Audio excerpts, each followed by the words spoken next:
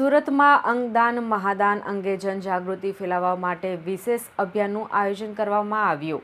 અંગદાન charitable trust દ્વારા પતંગ વિતરણ કાર્યક્રમ યોજાયો હતો। આ કાર્યક્રમ સોમવાર 12 જાન્યુઆરીના રોજ સવારે 10:15 નવી હોસ્પિટલ મેડિકલ કોલેજ ગ્રાઉન્ડ ખાતે યોજાયું। ઉત્તરાયણ દરમિયાન દોરીથી ઘાયલ થતા પશુ પક્ષી તેમજ માનવ ઇજાઓને તાત્કાલિક મદદ મળી રહે તે માટે ખાસ હેલ્પલાઇન સેવા શરૂ કરવામાં આવી હતી।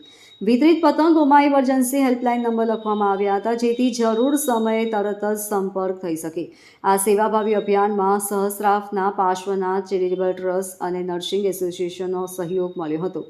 કાર્યક્રમમાં સુરતના મેયર દક્ષેશ માવાની ઉપસ્થિત રહ્યા હતા, જ્યારે યુથ ફોર ગુજરાતના પ્રમુખ જીતેશભાઈ પાટીલ ખાસ હાજર રહ્યા હતા। જનજાગૃતિ સાથે સેવાભાવી પ્રવૃત્તિઓને વેગ આપતું આ અભિયાન સમાજમાં માનવતા, કરુણા અને જવાબદારીની ભાવનાને મજબૂત બનાવે છે। આદરણીય દિલીપ દાદા દેશમુખે પોતે બીમાર પડ્યા ત્યારે તેમને લીવર એડોપ્ટ કરવાની ઘટના આવી ગઈ હતી અને એક છોકરો એક્સપાયર થઈ ગયો તો એનું લીવર એમનામાં ટ્રાન્સફર કરવામાં આવ્યું હતું।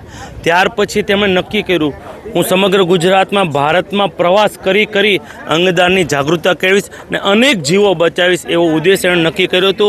હું આપને કહું છેલ્લા 2 વર્ષમાં અનેક જીવો આ દિલીપ દાદાના અભિયાનના માર્ગદર્શનથી જાગૃતિ કેળવવાના ભાગરૂપે અનેક જીવો બચ્યા છે।